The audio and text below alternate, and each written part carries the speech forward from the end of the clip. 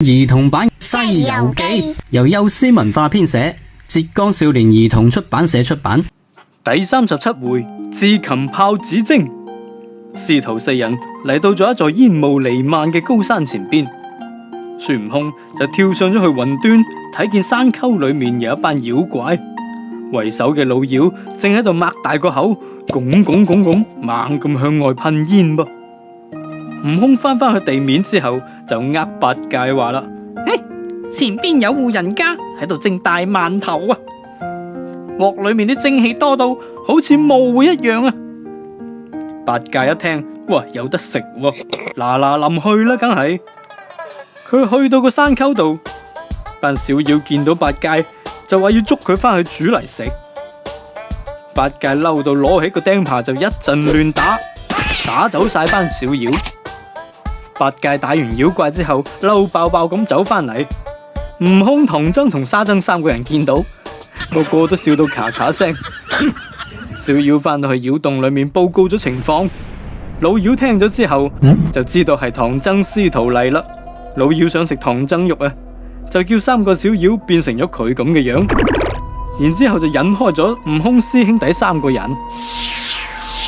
悟空佢哋啱啱離開啫，老妖就由半空中伸出咗一隻爪，將唐僧一下就捉走咗啦。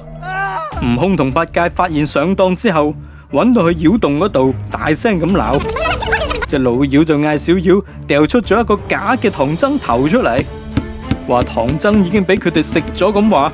好在悟空金睛火眼，一眼就知道嗰個頭係假嘅，一棍搏過去，個頭就變翻做一碌樹幹，俾佢搏開咗兩橛啦。老妖見悟空唔上當喎，就掉出咗一個真嘅骷髏頭出嚟。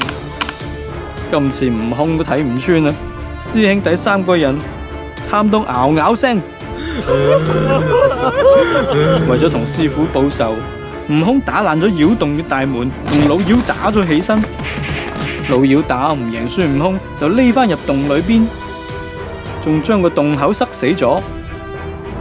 悟空嗱臨就捐入咗洞口旁邊嘅小溪度，揾到咗入洞嘅另外一條路。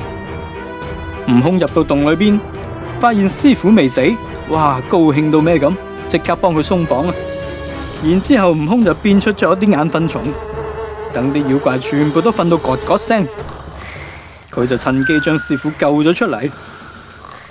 呢個時候，八戒同埋沙僧正喺度為師父嘅死而難過。佢哋見到師兄帶住師父返嚟，即刻就破涕為笑啦。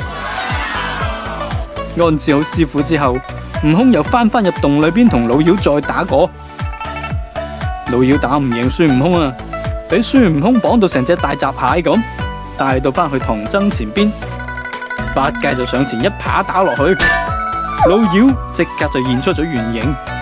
原來呢隻妖怪係一隻艾葉花皮豹子精。